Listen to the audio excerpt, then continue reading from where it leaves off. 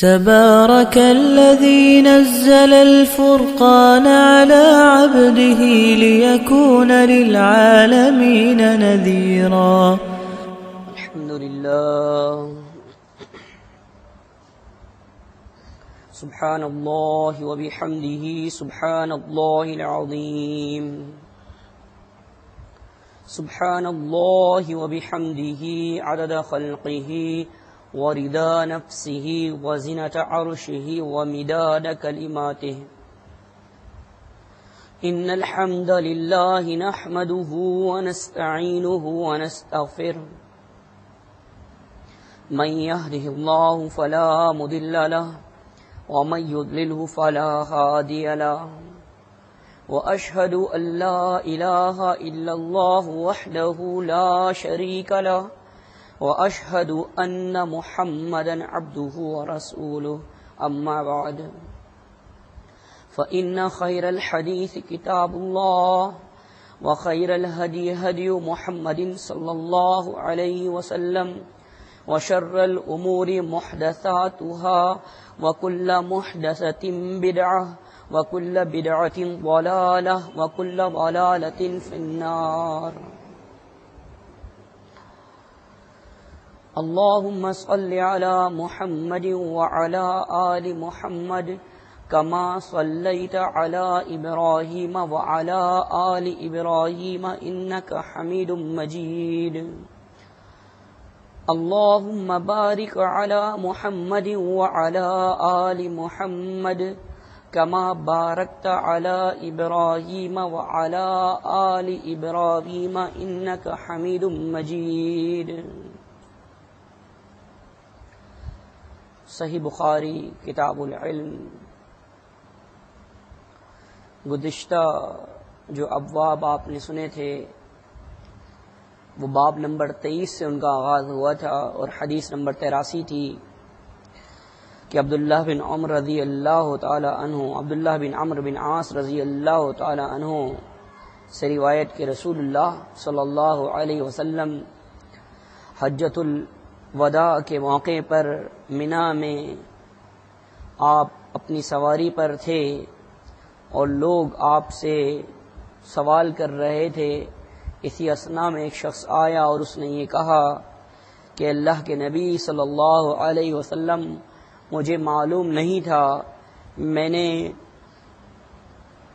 حلق کر لیا ہے، اپنا سر مڑا لیا ہے اس سے پہلے کہ میں ذبح کرتا. آپ نے فرمایا کہ اب ذبح کر لو، اس میں کوئی حرج نہیں ہے. دوسرا شخص آیا، اس نے کہا کہ اللہ کے نبی صلی اللہ علیہ وسلم میں نے اپنے جانور کو، قربانی کے جانور کو نہر کر دیا ہے اس سے پہلے کہ میں رمی کرتا. آپ نے فرمایا اب رمی کر لو، اس میں کوئی حرج نہیں ہے. اگر الغرض یہ کہ اللہ کے نبی صلی اللہ علیہ وسلم سے کسی چیز کی تقدیم یا تاخیر کے متعلق سوال نہیں کیا گیا، مگر آپ نے یہی فرماتے رہے کہ اب جو ہے وہ کر لو، اس میں کوئی حرج نہیں ہے. الغرض آپ نے سنا تھا کہ یہ دین وہ ہے کہ دین میں کسی قسم کی تنگی نہیں ہے. دین اللہ نے آسمان سے نازل کیا اور وہ بہت سہل ہے، بہت آسان ہے، اور وہ نازل ہی اسی غرض و غایت کے تحت کیا گیا ہے تاکہ اس پر عمل درآمد ہو سکے. اگر کوئی ایسی چیز کہ جس کا نزول کا مقصد محض نزول ہوتا، بلکہ اس کا مقصد، اس کی غرض و غایت اس پر عمل درآمد نہ ہوتا، تو بحث وہ کتابوں کی باتیں ہوتی اور جو ہے وہ محض قصے کہانیاں یا فلسفے ہوتے، اور وہ کوئی ایسی چیز نہیں ہوتی کہ جس پر عمل درآمد کیا جا سکے. جس طرح کے اور ادیان ہیں یا اور مذاہب ہیں جو کہ ادیان باطلہ یا مذاہب فاسدہ ہیں، جن کے متعلق آپ نے گزشتہ درس میں سنا تھا کہ وہ قابل عمل نہیں ہیں. الغرض اسی سے متعلق آپ نے یہ سنا تھا کہ اللہ کے نبی صلی اللہ علیہ وسلم نے یہی جواب دیتے ہوئے فرمایا تھا اپنے ہاتھ کے اشارے سے کہ یہ کام اب کر لو، اس میں کوئی حرج نہیں ہے.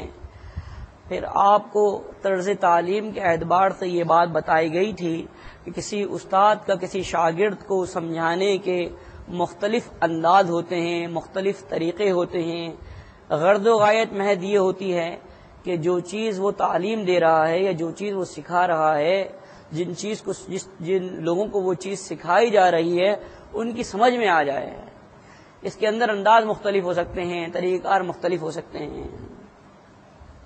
اور الغرض آپ نے ابو ہریرہ رضی اللہ تعالی عنہ سے نبی علیہ الصلوۃ والسلام کا وہ فرمان سنا تھا حدیث نمبر 85 کے تحت کہ علم اٹھا لیا جائے گا، جہل اور فتنے عروج پر ہوں گے، حرج کی کثرت ہوگی. آپ سے پوچھا گیا کہ حرج کیا چیز ہے؟ اللہ کے نبی صلی اللہ علیہ وسلم نے اپنے ہاتھ کے اشارے سے فرمایا تھا کہ اس سے مراد، حرج سے مراد قتل ہے، یعنی انتہائی خون و خرابہ اور بہت قتل و غارت گری ہوگی. اسماء رضی اللہ تعالی عنہا سے متعلق جو حدیث تھی، حضرت عائشہ صدیقہ رضی اللہ تعالی عنہا جب نماز پڑھ رہی تھیں اور وہ نماز گہن کی نماز تھی جس کے متعلق آپ نے یہ سنا تھا کہ انہوں نے اپنے سر کے اشارے سے جواب دیا تھا کہ ہاں یہ نشانی ہے. الغرض اللہ کے نبی صلی اللہ علیہ وسلم نے اس نماز کے سلسلے میں یہ فرمایا تھا کہ کوئی چیز ایسی نہیں ہے مگر یہ کہ میں نے اپنے اس مقام پر وہ دیکھ لی ہے، یہاں تک کہ جنت اور دوزخ کو بھی دیکھ لیا ہے.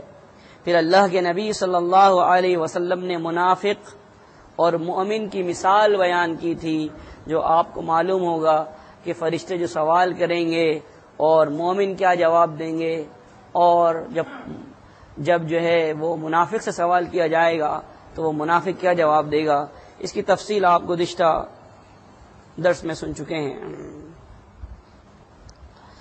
آج باب نمبر 25 سنیں گے آپ. باب تحریص النبی صلی اللہ علیہ وسلم وفد عبد القیس علی ان یحفظ الایمان والعلم ویخبروا من وراءہم. نبی علیہ الصلوۃ والسلام کا وفد عبد القیس کو اس بات پر برانگیختہ کرنا، اس بات پر ابھارنا کہ یہ کہ وہ اپنے ایمان کی حفاظت اور علم کی محافظت کریں، اور اس خبر کو یا اس تعلیم کو جو ان تک پہنچائی جا رہی ہیں ان لوگوں کو پہنچا دیں جو وہ اپنے پیچھے لوگ جو ہے وہ چھوڑ کر آئے ہیں. الغرض علم جو ہے جیسا کہ آپ سن چکے ہیں، انما العلم بالتعلم، علم سیکھنے سے آتا ہے. ایک آدمی یہ چاہے کہ میں کوئی چیز سیکھوں نہیں تو آپ سن چکے ہیں کہ وہ اپنے آپ کو بہت خطرے میں ڈالتا ہے. وہ شخص کہ جو کسی چیز سے سیکھتا نہیں ہے بلکہ اپنے غلطیوں کو مزید کرتا رہتا ہے، اس لیے کہ وہ اپنی غلط چیز کو بھی صحیح سمجھتا ہے، اور آئندہ جب کبھی بھی اس کو تصحیح کا موقع ملتا ہے اور وہ ہٹ درمی دکھائے یا اس پر جمع رہے تو گویا کہ وہ اپنے آپ کو اس خطرے میں ڈالتا ہے کہ وہ مزید جہل کے اوپر اڑا رہے، مزید ہٹ درمی پہ اڑا رہے اور مزید غلطیاں کرتا رہے. لیکن وہ شخص کہ جو سیکھتا ہے اپنی غلطیوں سے، ایسا ممکن نہیں ہے. اس دنیا کے اندر جتنے بھی انسان ہیں، انبیاء علیہم الصلوۃ والسلام کے علاوہ، بالخصوص اللہ کے نبی صلی اللہ علیہ وسلم کے علاوہ، جن کی رہبری اور جن کی سرپرستی اللہ رب العالمین نے کی، تمام لوگ غلطیاں کرتے ہیں.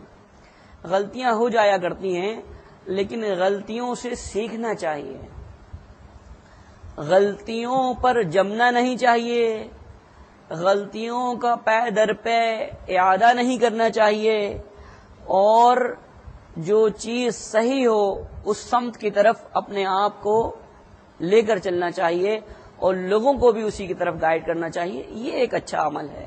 ہاں، آپ یہ چاہیں کہ پہلے طور پر آپ کوئی کام کرنا شروع ہوں، چاہے وہ کوئی درس و تدریس کا معاملہ ہو، چاہے وہ کوئی تعلیم کا معاملہ ہو، کسی کو سکھانے کا معاملہ ہو، چاہے وہ کوئی کتاب لکھنے کا معاملہ ہو، آپ یہ چاہیں کہ آپ پہلے مرتبہ میں کوئی کام کریں اور اتنا پرفیکٹ کام کریں کہ وہ کسی نے نہیں کیا ہو، تو دنیا ایسی مثال جو ہے وہ دینے سے قاصر ہے۔ جو اللہ رب العالمین کی کتاب ہے قرآن مجید، یہ وہ کتاب بابرکت ہے جو ایرر فری ہے، اس میں کسی قسم کی کوئی غلطی نہیں ہے، کسی قسم کا کوئی شوشہ، کوئی زبر، کوئی پیش، کوئی شد، کوئی مد، کوئی حرف، کوئی بھی ایسی چیز نہیں ہے کہ جس کے اندر جو ہے وہ کسی قسم کی کوئی غلطی ہو یا کسی قسم کی کوئی خامی ہو، یا جس میں کسی قسم کی کوئی کمی کر دی گئی ہو، یا کسی قسم کی کوئی زیادتی کی گنجائش ہو، ٹھیک ہے نا۔ اس کے علاوہ جتنے بھی لوگ محنت کرتے ہیں ان کا محنت کا کرنا جو ہے وہ اپنی جگہ پر ہے، ان کا مزید جو ہے وہ اس کے اندر احتیاط برتنا اپنی جگہ پر ہے، لیکن کتاب الہی کے علاوہ کوئی اور ایسی کتاب نہیں ہے کہ جو کہ ایرر فری ہو، جو بالکل قطعی الصحیح ہو، ٹھیک ہے نا۔ احادیث کے اعتبار سے کہا گیا صحیح بخاری اور صحیح مسلم کو کہ یہ اصح الکتب ہیں بعد کتاب اللہ، اللہ کی کتاب کے بعد صحیح ترین کتابیں ہیں، اللہ کی کتاب کے بعد صحیح ترین کتابیں ہیں، لیکن اس کے اندر بھی وہ ابواب جو امام بخاری یا امام مسلم نے باندھے ہیں وہ اس سے مبرہ نہیں ہیں، اس کے اندر وہ حسن احادیث کی طرف انہوں نے اشارہ کیا ہے، یا اور دیگر ان لوگوں کے مسالک یا مذاہب کے مسائل کی طرف اشارہ کیا ہے کہ جو یقیناً صحیح نہیں ہیں۔ ہاں احادیث تو اس کے اندر قطعی صحیح ہیں۔ الغرض یہ کہ کوئی بھی لکھنے والا کوئی کتاب لکھتا ہے، کوئی تقریر کرنے والا کوئی تقریر کرتا ہے، کوئی درس دینے والا کوئی درس دیتا ہے، کوئی بھی ایسا شخص نہیں ہے کہ جو غلطیوں سے مبرہ ہو یا غلطیوں سے پاک ہو۔ اپنی سی کوشش ہر ایک آدمی کرتا ہے، اور کوشش کرنا ہم پر لازم ہے، اور کوشش کے اندر اخلاص ہونا جو ہے وہ ضروری ہے۔ البتہ ہر وہ شخص کہ جو اس دنیا کے اندر پیدا ہوا ہے وہ غلطیوں سے مبرہ نہیں ہے، غلطیاں ہوں گی، لیکن غلطیوں سے آپ کو سبق حاصل کرنا ہے، غلطیوں سے آپ نے سیکھنا ہے، غلطیوں پہ آپ نے جمنا نہیں ہے، ان پر آپ نے اصرار نہیں کرنا، ٹھیک ہے۔ محدثین میں گزشتہ دنوں گن رہا تھا، تقریباً 500 سے زائد 562 کے قریب میں احادیث کی کتابیں میں نے کاؤنٹ کی جو کہ میرے پاس جو ہے وہ اویل ہیں، لیکن آپ یہ دیکھیں گے کہ اتنی کثیر تعداد کے اندر احادیث کی کتابیں ہونے کے باوجود صرف 2 آدمی ایسے تھے کہ جن کو یہ کہا گیا کہ ان کی کتابیں جو ہیں وہ اصح الکتب ہیں بعد کتاب اللہ۔ وہ کون کون؟ امام بخاری اور امام مسلم رحمۃ اللہ علیہ۔ تو الغرض ہمارے چھوٹے ہوں یا ہمارے بڑے ہوں، ہمارے اعلیٰ ہوں یا ہمارے ادنا ہوں، ہم میں سے کوئی شخص کسی بھی شعبے سے تعلق رکھتا ہو، دین کے اندر محنت کرے، کوشش کرے، سیکھے، سکھائے، اور اگر کوئی شخص پہلے دن سے یہ سوچ لے کہ میں کام وہ کروں گا کہ جس کے اندر کوئی غلطی نہ ہو، تو ایسا ممکن نہیں ہے۔ اس دنیا کے اندر غلطیاں ہوں گی، اور غلطیوں سے سیکھنا ہے، اور اس کو معاملات کو بہتری کی طرف لے کے جانا ہے۔ الغرض جو حدیث اس باب کے تحت آپ سنیں گے کہ جو ایمان کو محفوظ کرنا اور عمل کو محفوظ کرنا، علم کو محفوظ کرنے کے سلسلے میں وفد عبد القیس کے حوالے سے امام بخاری رحمۃ اللہ علیہ نے باندھا ہے، وہ یہ ہے کنت اترجم بین ابن عباس و بین الناس۔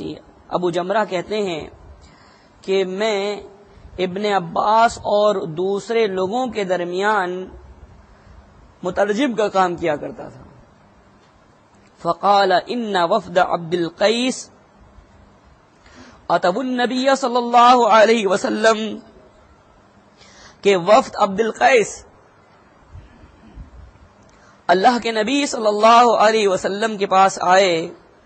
فقال من الوفد او من القوم، تو یہ آپ نے فرمایا یا تو وفد کا آپ نے لفظ فرمایا یا قوم کا لفظ فرمایا۔ راوی کہتے ہیں کہ دونوں میں سے کوئی ایک لفظ آپ نے فرمایا۔ قالوا ربیعۃ، فقال مرحبا بالقوم او بالوفد، جب آپ نے فرمایا کہ کون سا یہ وفد ہے، یہ کون سی قوم ہے، تعارف کے لیے، شناخت کے لیے اللہ کے نبی صلی اللہ علیہ وسلم نے پوچھا تو انہوں نے کہا کہ یہ ربیعہ ہے. آپ نے فرمایا کہ مرحبا ہو قوم کو، اس قوم کو یا وفد کو. جب بھی آپ کوئی مہمان آپ کے پاس آتا ہے یا باہر سے کوئی وفد آپ کے پاس آتا ہے تو اللہ کے نبی صلی اللہ علیہ وسلم بھی مرحبا کہا کرتے تھے. یعنی کہ کسی کو ویلکم کہنا، کسی کو خوش آمدید کہنا، کسی کے کا استقبال کرنا. تو الغرض اس کے اندر کوئی خوبتر یا بدتر کی تمیز نہیں کی گئی، بلکہ آپ یہ دیکھیں کہ ایک بدترین شخص بھی اللہ کے نبی صلی اللہ علیہ وسلم کے پاس آیا، جو صحیح بخاری کی حدیث ہے. عائشہ صدیقہ طیبہ طاہرہ مطہرہ عفیفہ ام المؤمنین رضی اللہ عنہا کہتی ہیں، تعالی عنہا کہتی ہیں کہ جب یہ آیا ہے اللہ کے نبی صلی اللہ علیہ وسلم، مختصراً میں آپ کو صرف ہنٹس دوں گا، جب یہ شخص آیا اللہ کے نبی صلی اللہ علیہ وسلم، آپ نے یہ کہا کہ یہ اپنی قوم کا عائشہ سب سے بدترین آدمی ہے. کیا فرمایا؟ کہ اپنی قوم کا سب سے بدترین آدمی ہے. اور جب یہ آیا تو آپ بڑی خندہ پیشانی سے آپ نے اس کو ویلکم کیا، آپ اس سے ملے. تو کیا کہا اللہ کے نبی صلی اللہ علیہ وسلم نے؟ اے عائشہ، تم نے مجھے بد اخلاق کب پایا؟ یعنی جب کبھی بھی آپ کے گھر کوئی مہمان آتا ہے، وہ کسی بھی اعتبار سے، کسی بھی بود و باش کا ہو، کسی بھی مزاج کا حامل ہو، کسی بھی رنگ و نسل سے متعلق ہو، رشتہ داری ہو یا نہ ہو، آپ اس کی عزت کریں گے، اس کا اکرام کریں گے. اس لیے کہ ہمارے نبی صلی اللہ علیہ وسلم نے ہمیں یہی تعلیم دی ہے. ہمارے ماں باپ آپ پر قربان ہوں. آپ نے یہ فرمایا تھا کہ من کان یؤمن باللہ والیوم الآخر فلیکرم ضیفہ، کہ جو شخص اللہ اور یوم آخرت پر ایمان رکھتا ہے اسے چاہیے کہ وہ اپنے مہمان کا اکرام کرے.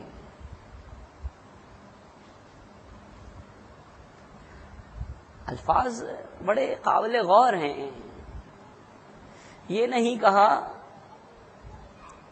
کہ جو شخص اللہ اور یوم آخرت پر ایمان رکھتا ہے اسے چاہیے کہ اپنے مہمان کو کھانا کھلا دے. کہہ سکتے تھے فَلْيُطْعِمْ ضَيْفَهُ، کہ وہ اپنے مہمان کو کھانا کھلا دے. یہ نہیں کہا، بلکہ کہا فَلْيُكْرِمْ ضَيْفَهُ، اپنے مہمان کا اکرام کرے، اسے عزت دے. مہمان کا اکرام محض یہ نہیں ہوتا کہ اس کو چائے پلا دی جائے، اس کو پانی پلا دیا جائے، اس کو کھانا کھلا دیا جائے. ہم میں سے ہر ایک شخص کو سوچنا چاہیے کہ مہمان کا اکرام کیا ہوتا ہے در حقیقت. اور جو اکرام سے مراد یہ ہے کہ اس کو عزت دینا، وہ تمام امور اس کے اندر شامل ہیں کہ جو کچھ آپ اس کی عزت، اس کی تکریم کے لیے کر سکتے ہیں وہ آپ کریں گے. ٹھیک ہے، یہ مہمان نوازی ہے. محض کھانا، لوگ جو ہیں وہ کھانے کے بھوکے نہیں ہوتے، بلکہ جو چیز آپ سے چاہتے ہیں وہ محبت ہے. کھانا تو تقریباً آج جو ہے وہ ہر ایک گھر کے اندر اویل ہے. اور اللہ کا بڑا احسان ہے کہ ہم وہ زندگیاں نہیں گزار رہے جو ہمارے اسلاف نے گزاری تھی. بہت اچھے حالت میں اللہ رب العالمین نے ہمیں رکھا ہوا ہے. لیکن جو آدمی کسی مسلم کے گھر پہ آتا ہے اس کی غرض و غایت محض یہ ہوتی ہے کہ وہ آپ سے محبت کے دبول چاہتا ہے. وہ چاہتا ہے کہ آپ جو ہے اس کا اکرام کریں، اور یقیناً یہ اس کا حق ہے، اور یہ ان لوگوں کو دینا چاہیے کہ جو اللہ اور یوم آخرت پر ایمان رکھتے ہیں. اگر ان کا ایمان ہے، ایمان لے آئے ہیں اللہ پر اور یوم آخرت پر، تو اس کا تقاضا یہ ہے کہ وہ اپنے مہمان کا اکرام کریں گے۔ الغرض اللہ کے نبی صلی اللہ علیہ وسلم نے وفد عبد القیس کو مرحبا کہا، اسے خوش آمدید کہا۔ قالوا انا ناتیک من شقۃ بعیدۃ، اب انہوں نے اپنی غرض و غایت پیش کی کہ اللہ کے نبی صلی اللہ علیہ وسلم ہم آپ کے پاس بہت مشقت کے بعد بہت دور دراز کی مسافرت طے کر کے یہاں پہنچتے ہیں۔ وبیننا وبینک ھذا الحی من کفار مدر، اور ہمارے اور آپ کے درمیان یہ ایک قبیلہ جو کہ کفار مدر کا ہے یہ حائل ہے۔ وَلَا نَسْتَطِيعُ أَن نَّأْتِيَكَ إِلَّا فِي شَهْرٍ حَرَامٍ، ہم استطاعت نہیں رکھتے کہ آپ کے پاس آئیں ملاقات کے لیے مگر حرمت والے مہینوں میں۔ کیوں بھائی؟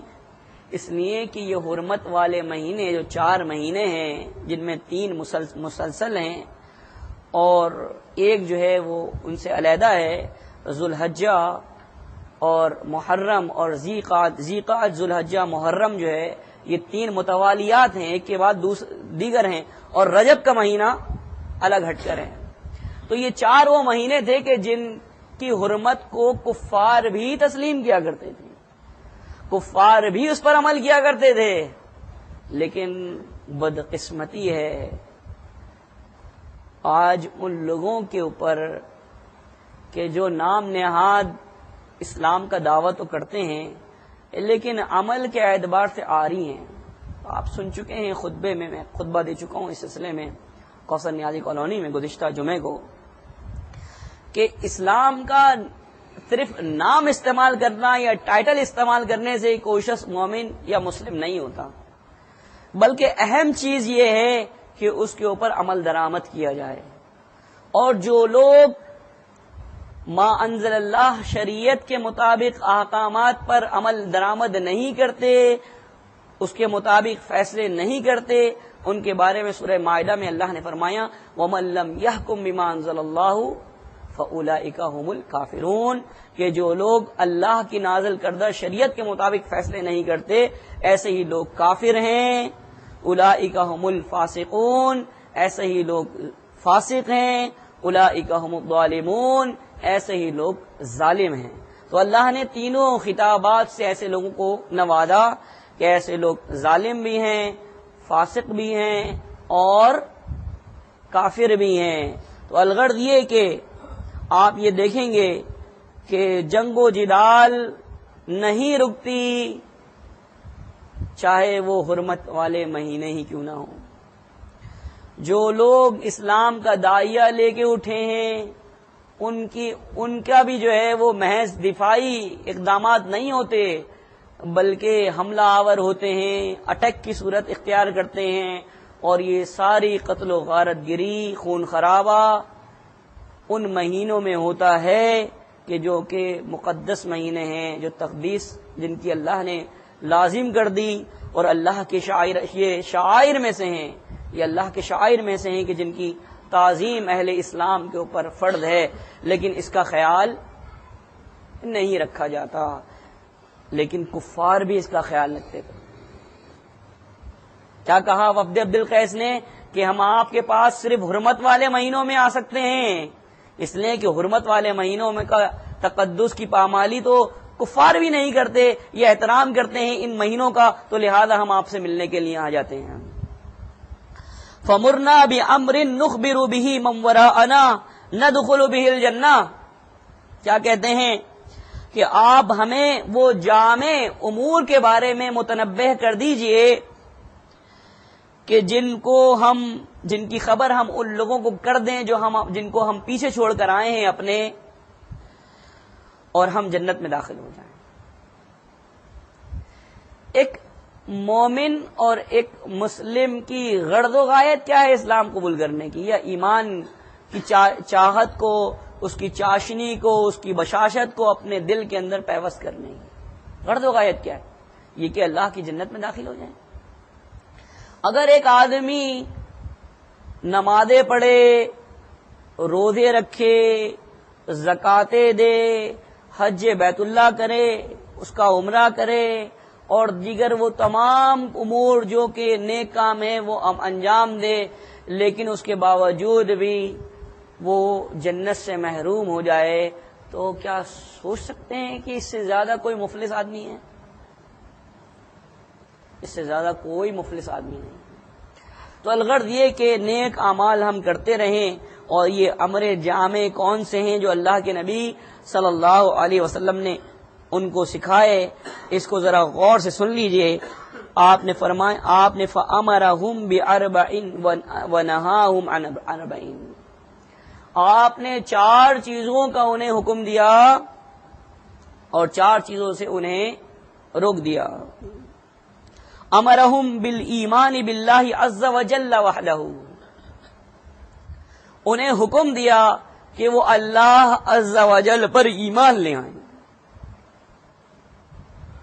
ایمان کا تقاضا کیا ہے؟ ایمان کا تقاضا یہ ہے کہ جس کے دل میں ایمان داخل ہو جاتا ہے، اس کے بعد اس کی بشاشت اس کے قلوب میں منور ہو جاتی ہے۔ ایک کافر کے بقول، ہرقل کے قول کے بقول، آپ نے سنی کتاب الوحی کی جو حدیث ہے، پھر وہ نکلتا نہیں ہے، پھر وہ مرتد نہیں ہوتا، اسلام چھوڑ کے بھاگتا نہیں ہے، اس کا جو یقین ہے، ایمان کس کا نام ہے؟ یقین کا نام، اس کا یقین اللہ پر مستحکم ہو جاتا ہے، مضبوط ہو جاتا ہے کہ وہ میرا رب ہے، میرا پالنہار ہے، میں اس پر ایمان لے آیا ہوں، اس کی کتابوں پر ایمان لے آیا ہوں، اس کے رسولوں پر ایمان لے آیا ہوں، خیر و شر پہ ایمان لے آیا ہوں، تقدیر کی اچھائی اور برائی کے اوپر ایمان لے آیا ہوں، ٹھیک ہے نا۔ الغرض یہ کہ وہ تمام چیزیں کہ جس پر ایمان لے کر آنا ہے اس پر ایمان لے آیا ہے، تو یہ محض زبانی اقرار نہیں ہے، بلکہ ایمان یقین کا نام ہے کہ اس کے دل کے اندر یہ تمام عقائد جب پیوست ہو جائیں تو اس کے اعضاء و جوارح اس بات کی گواہی دیں عملی طور پر کہ یہ وہی بندہ مسلم ہے کہ جو اللہ پر حقیقی طور پر ایمان لے آیا ہے، اور اب یہ معاصیات سے حت المقدور دور ہے اور اس کے قریب نہیں جاتا۔ ہاں، اگر کوئی اس سے غلط کام ہو بھی جاتا ہے، کوئی برائی میں اگر وہ پڑ بھی جاتا ہے، دوبارہ اللہ کو یاد کرتا ہے، پھر وہ اللہ کی طرف رجوع ہوتا ہے، پھر وہ خوب نیکیاں کرتا ہے تاکہ وہ برائی اس سے ہو گئی ہے اس کا کسی طور پر ازالہ ہو سکے۔ الغرض یہ کہ اس کا ایمان جو ہے وہ دل کے اندر پیوست ہو جاتا ہے۔ قال هل تدرون ما الایمان باللہ وحدہ، پھر آپ نے ان سے پوچھا سوال کرتے ہوئے۔ دیکھیں بات یہ کہ جس کو جب آپ سکھا رہے نا، ابھی ان کو کچھ بتایا نہیں ہے، صرف یہ کہا کہ ایمان لے آنا اللہ عز و جل اکیلے پر، پھر آپ ان سے خود ہی سوال کرتے ہیں کیا تم جانتے ہو کہ اللہ اکیلے پر ایمان لانے کا کیا مقصد ہے؟ مزید لوگوں کو، آپ کتاب العلم پڑھ رہے ہیں، مزید لوگوں کو اپنی طرف متوجہ کرنا، بتایا ہی نہیں تو کیسے جانتے ہیں، لیکن مزید متوجہ کرنا۔ انہوں نے کیا کہا؟ قالوا اللہ ورسولہ عالم، انہوں نے کہا اللہ اس کے رسول بہتر جانتے ہیں کہ اللہ اکیلے پر ایمان لانے کا کیا مقصد ہے۔ پھر آپ نے اس ایمان کی مزید تشریح و توضیح کی، مزید اس کو کھولا، مزید بیان کیا۔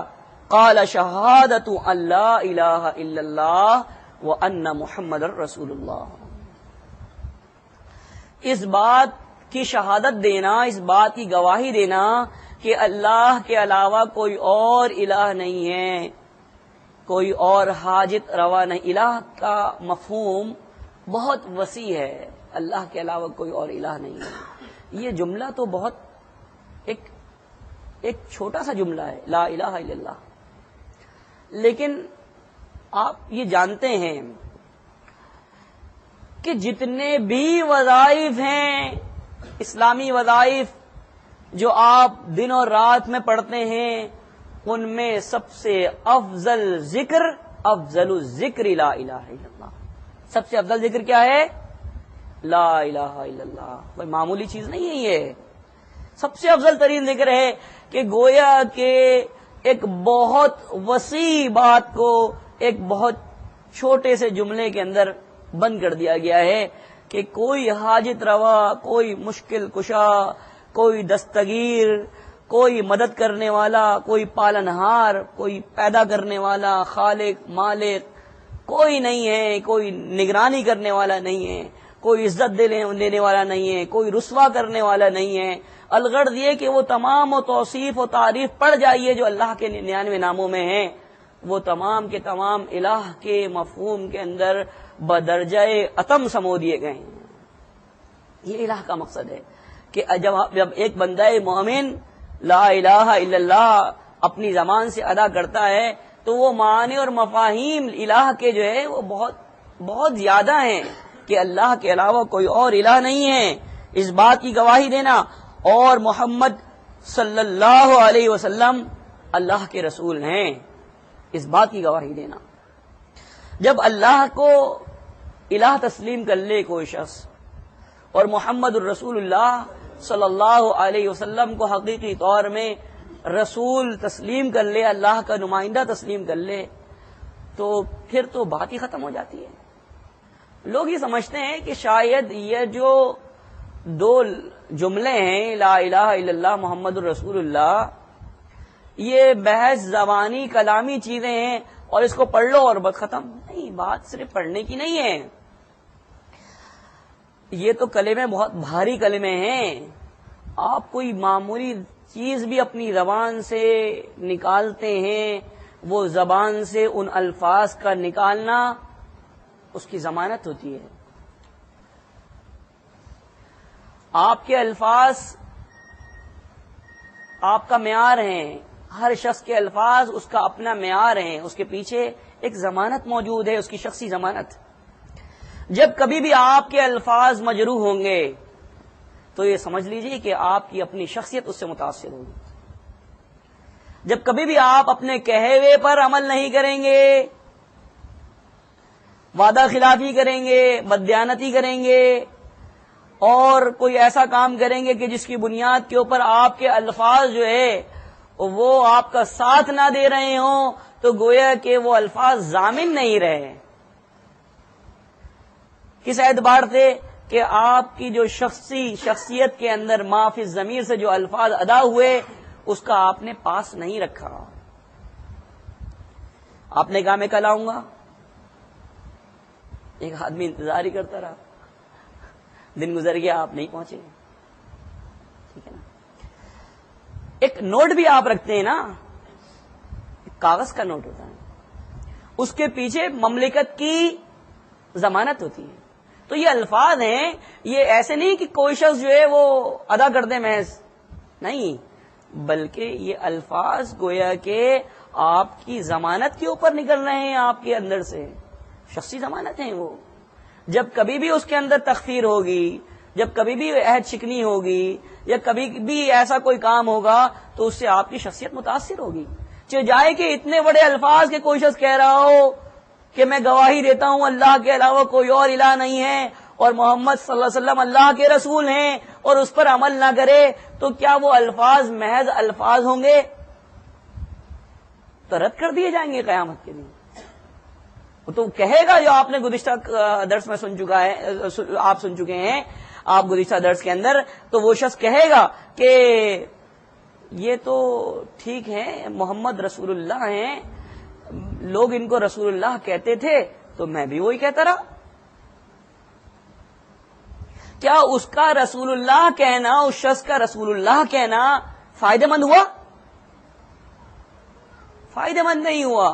تو اگر یہ اللہ کی الوہیت کی شہادت دینا اور محمد الرسول اللہ صلی اللہ علیہ وسلم کی رسالت کی شہادت دینا، اگر اس کے پیچھے جو آپ کے اعضاء و جوارح اور آپ کے جو اخلاص ہے اس کی ضمانت موجود نہیں ہے، تو یقین جانیے کہ یہ الفاظ جو ہیں وہ عند اللہ آپ کی اور ہماری بخشش نہیں کروا سکتے. اس کے پیچھے آپ کو اپنے اخلاص کی ضمانت دینی ہوگی.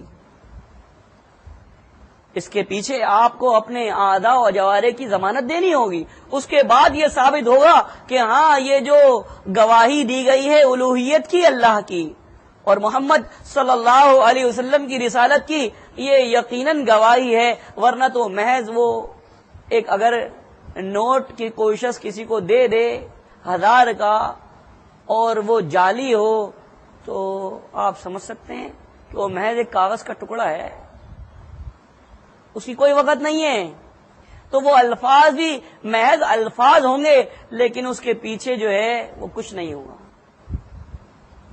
الغرض یہ ہے کہ ہمیں اپنے الفاظ کو ایسا بنانا چاہیے کہ ہمارے الفاظ کی بیس مضبوط ہو، تاکہ ہماری شخصیات جو ہیں وہ مجروح نہ ہو اور ایک مسلم ہوتا ہی وہ ہے کہ جس کی بنیاد جب وہ کبھی کام کرے، کبھی معاملات کرے یا دیگر کوئی اس طرح کی چیزیں اس سے متعلق ہوں تو وہ حد المقدور کوشش کرے کہ کوئی ایسا کام نہ ہو کہ جو اس کی ذاتی شخصیت کو متاثر کرنے والا ہو.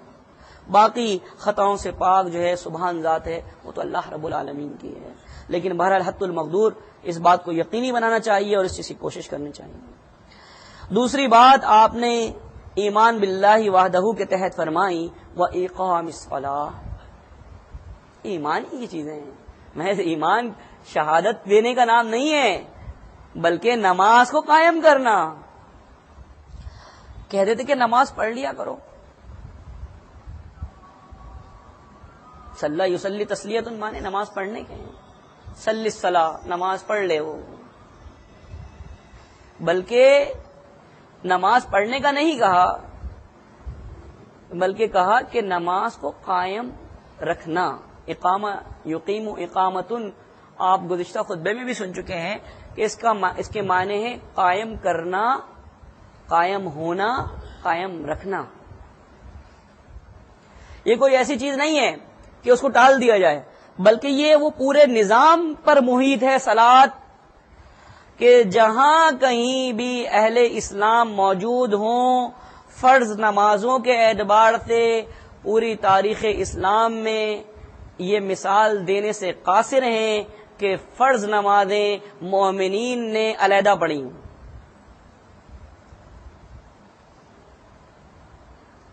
دوبارہ میں اس جملے کو دہرا رہا ہوں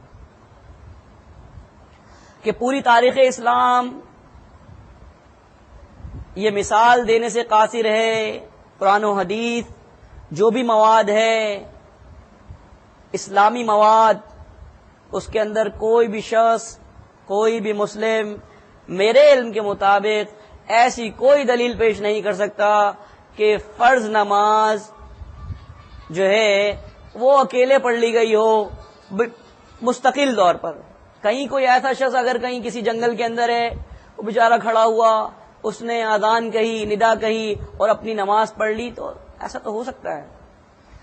لیکن عامت المسلمین کے اندر یہ تصور موجود نہیں ہے کہ نماز کا سلسلہ جو ہے وہ علیحدہ علیحدہ پڑھ لیا جائے، بلکہ جہاں کہیں بھی اہل اسلام ہوتے ہیں ان کا پہلا فرض کام یہ ہوتا ہے کہ وہ نماز باجماعت کا اہتمام کرتے ہیں، اور یہی غرض و غایت اقام الصلاۃ کی ہے.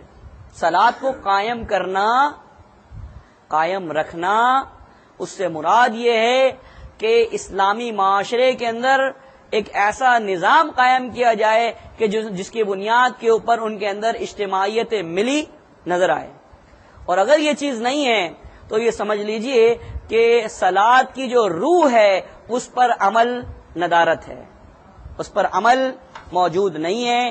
اور اللہ کے نبی صلی اللہ علیہ وسلم کی وہ مثال میں اکثر دیا کرتا ہوں کہ جب اللہ کے نبی صلی اللہ علیہ وسلم نے مکہ سے مدینہ ہجرت کی تو جہاں آپ فروکش ہوئے، 2 جگہ آپ فروکش ہوئے. ان دونوں جگہ میں آپ جب وہاں پر اترے تو اترنے کے بعد پہلا کام آپ نے کیا کیا؟ آپ نے پہلا کام یہ کیا کہ اللہ کا گھر بنوایا. جب دوسری جگہ آپ فروکش ہوئے وہیں پر مدینہ میں، تو آپ نے پھر یہ کام کیا کہ اللہ کا گھر بنوایا، مسجد نبوی کی تعمیر کی. آپ نے ایسا نہیں کیا کہ اپنا کوئی اور اس سے زیادہ اہم کام کیا ہو. میں یہ کہتا ہوں کہ نماز سے اہم کام کوئی اور ہے ہی نہیں. اگر آپ یہ سمجھتے ہیں کہ نماز سے بھی کوئی اہم کام ہے آپ کی اور ہماری زندگی کے اندر، تو یہ سمجھ لیجئے کہ اسلام کا صحیح تصور ہم میں موجود ہی نہیں ہے. محض اجتماعات منعقد کرنا یا درس و تدریس کا انعقاد کرنا یا ان میں جمع غفیر کا جو ہے وہ شامل ہو جانا، یہ تو ٹھیک ہے کہ آپ تعلیمی اعتبار سے یہاں پر موجود ہیں، لیکن اس تعلیم کا تقاضا یہ ہے کہ آپ اقام الصلاۃ جو ہے وہ کریں گے، نماز کو قائم کریں گے.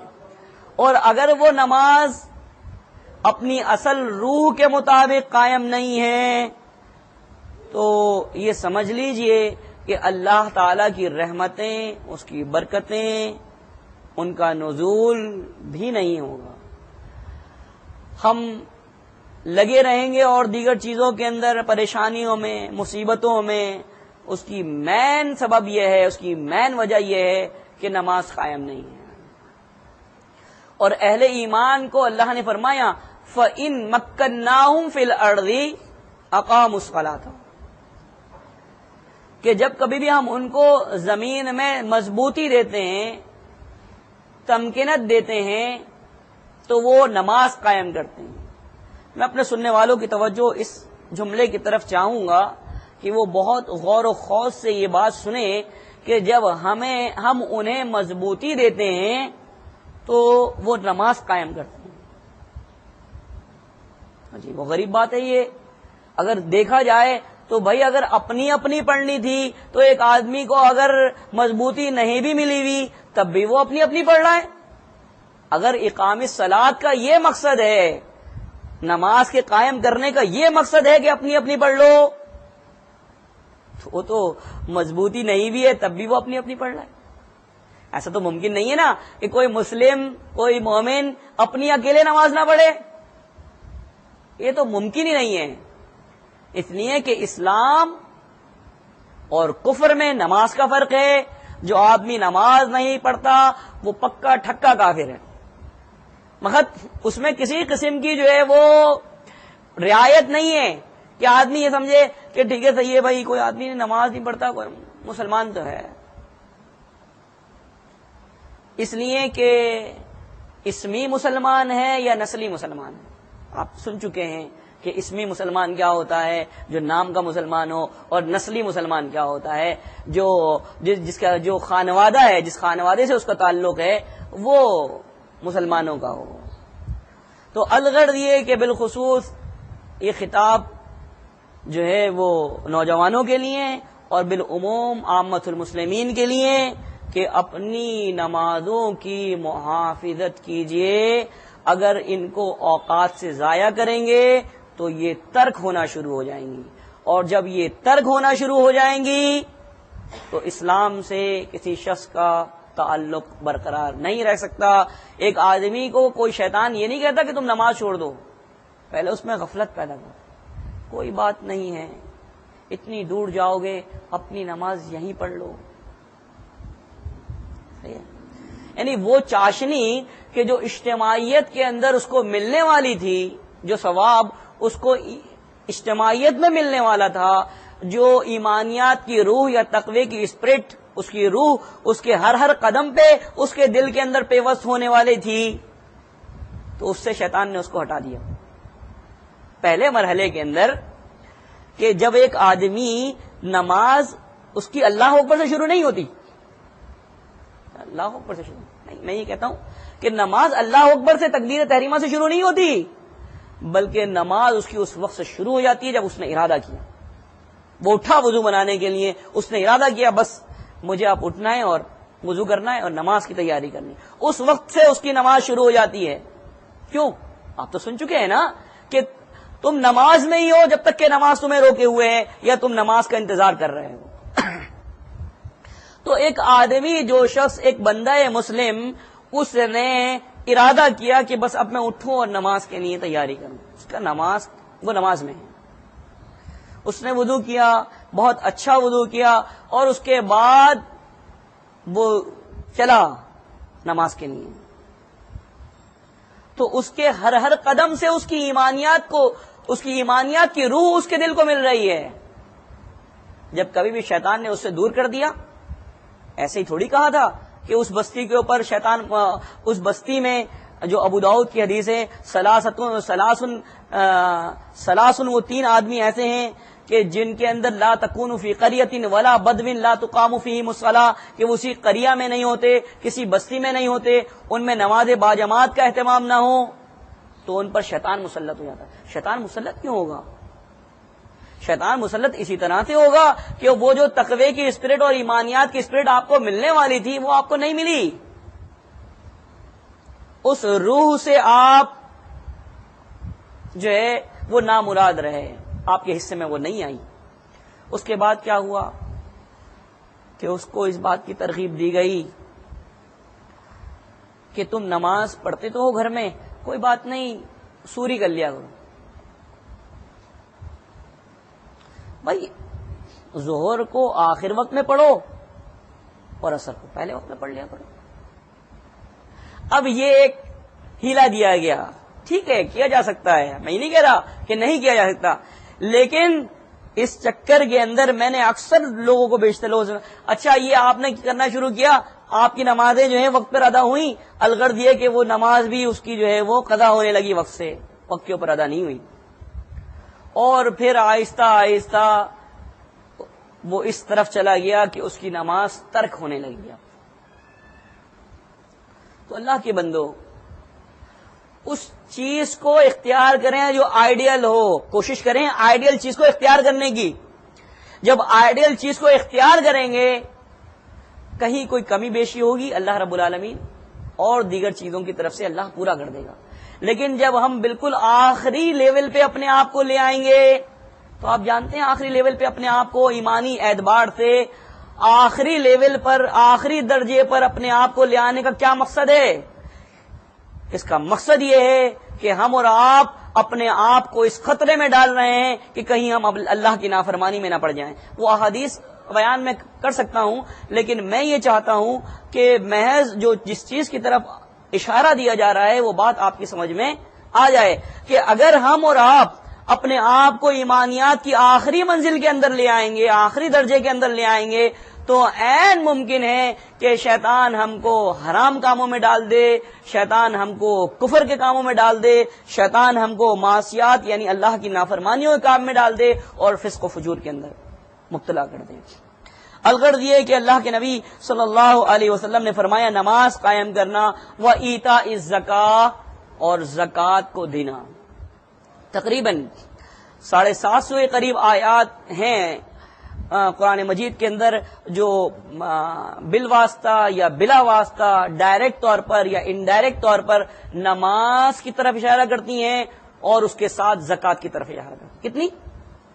میکسیمم 750, 750 کے قریب آیات ہیں. کیا مقصد ہے اللہ رب العالمین کا کہ 6000 سے زیادہ آیات کے اندر محض جو ہے وہ 750 آیات جو ہیں وہ اس بات کے انحصار کے اوپر لگا دی گئیں کہ نماز اور زکوٰۃ کا اہتمام کرنا اہم چیز ہے. جبھی تو اس کو بار بار ذکر کیا.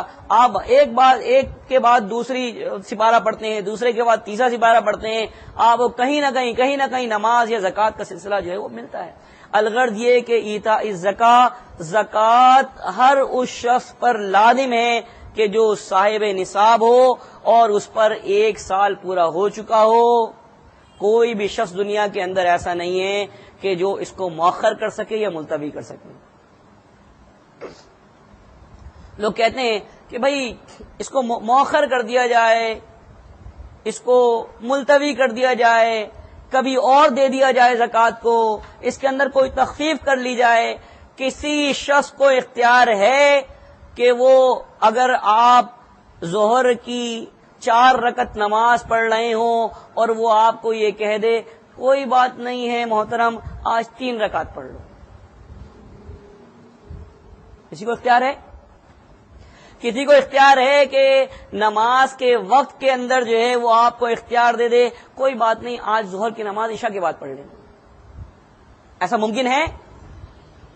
ایسا ممکن نہیں ہے۔ تو بالکل اسی طرح ایک بندہ مومن کے اوپر زکوٰۃ لازم ہے، کسی شخص کو جو اللہ کا بندہ ہے اس کو یہ اختیار نہیں ہے کہ وہ اس کو التوا کر سکے یا اس کو مؤخر کر سکے۔ جس طرح نماز جو ہے وہ التوا نہیں ہو سکتی، اس کی تاخیر نہیں ہو سکتی، بالکل اسی طرح معاملہ زکوٰۃ کا ہے کہ زکوٰۃ کو کمی کم کر دینا یا زکوٰۃ کو التوا کر دینا یا اس کو تاخیر کر دینا، حال علیہ الحول، جب بھی اس کے اوپر ایک صاحب نصاب پر شخص کے اوپر 1 سال مکمل ہو جائے گا، اس کو چاہیے کہ وہ زکوٰۃ اپنی ادا کر دے اور اس سے اس کو کوئی مفر نہیں ہے۔ وصوم رمضان، رمضان کے روزے رکھنا۔ سنتے رہتے ہیں آپ کہ رمضان کے روزے بھی اللہ نے اس طرح فرض کر دیے جس طرح سے نماز اور زکوٰۃ فرض ہے۔ یہ ساری کی ساری اپنی اپنی چیزیں ٹائم پیریڈ میں فرض ہیں۔ جب رمضان آئیں گے تو روزے آپ پر فرض ہوں گے، اور ہر اس شخص کے اوپر جو استطاعت رکھتا ہے روزے فرض ہیں، اور اس سے مفر جو ہے وہ کسی بھی شخص کو نہیں ہے۔ وَتُؤْتُوا الْخُمُسَ مِنَ الْمَغْنَمِ، اور یہ کہ تم مال غنیمت میں سے 5واں حصہ دو گے بیت المال کو، اسلامی بیت المال کو۔ مال غنیمت جو بھی حاصل ہوگا، تم جو بھی جنگیں کرو گے یا جس طرح بھی تمہیں مال غنیمت حاصل ہوگا، اس میں سے 5واں حصہ آپ لوگ جو ہے وفد عبد القیس سے مخاطب ہیں کہ وہ حصہ جو ہے وہ آپ دو گے۔ وَنَهَاهُمْ عَنْ أَرْبَعٍ، اور انہیں 4 چیزوں سے منع کر دیا گیا، الدُّبَّاءِ وَالْحَنْتَمِ وَالْمُزَفَّةِ وَالنَّقِيرِ۔ یہ وہ برتن تھے کہ جو شراب کی یاد دلایا کرتے تھے یا شراب کے طور پر استعمال ہوتے تھے۔ کون کون سے؟ الدُّبَّاء، یہ کدو کو کھوکھلا کر کے اور ایک برتن بنایا جاتا تھا۔ حنتم جو ہے وہ روغنی گھڑے کو کہتے ہیں، اور مزفت اور نقیر جو ہے وہ کھجور کے گدے کو کہتے ہیں، اس کو کھوکھلا کر کے یہ برتن بنا لیا کرتے تھے، اس میں شراب پیا کرتے تھے۔ اللہ کے نبی صلی اللہ علیہ وسلم نے ان برتنوں سے بھی اس لیے منع کر دیا تاکہ شراب کی یاد نہ آئے۔ بہت ساری چیزیں ایسی ہیں کہ اگر وہ گھر میں رکھی جائیں تو وہ مختلف چیزوں کی یاد دلاتی ہیں، تو کوئی بھی ایسی نافرمانی کی چیز اللہ کی کہ جس سے کوئی نافرمانی آپ نے کی ہو، اس سے یاد آتی ہو آپ کو اس نافرمانی کی، تو گویا کہ ایسی کسی چیز کو رکھنے کا مقصد یہ ہے کہ کبھی بھی آپ دوبارہ اس کے اندر مبتلا ہو جائیں گے۔ تو لہذا ان برتنوں سے بھی ان کو مقصد اس کی نہیں کی یا اس کو منع کرنے کی یہ ہے کہ کبھی بھی ایسا نہ خیال آئے کہ اگر کبھی آپ کے پاس دبا موجود ہے یا حنتم موجود ہے یا نقیر جو جس میں شراب پیتے تھے وہ برتن موجود ہے، تو آپ کو شراب کی یاد آئے اور پھر آپ دوبارہ کہیں جو ہے وہ اس کی طرف، اس نافرمانی کی طرف نہ لگ جائیں۔ الغرض قال احفظوا واخبروا من وراءکم، کہ ان تمام چیزوں کو یاد کر لو اور جن کو پیچھے چھوڑ آئے ہو ان کو اس سے مطلع کر دینا۔ یہ وہ امر جامع تھے جو اللہ کے نبی صلی اللہ علیہ وسلم نے وفد عبد القیس کو سکھائے۔ اقول قولی ھذا تبارک الذی نزل الفرقان علی عبده لیکون للعالمین نذیرا۔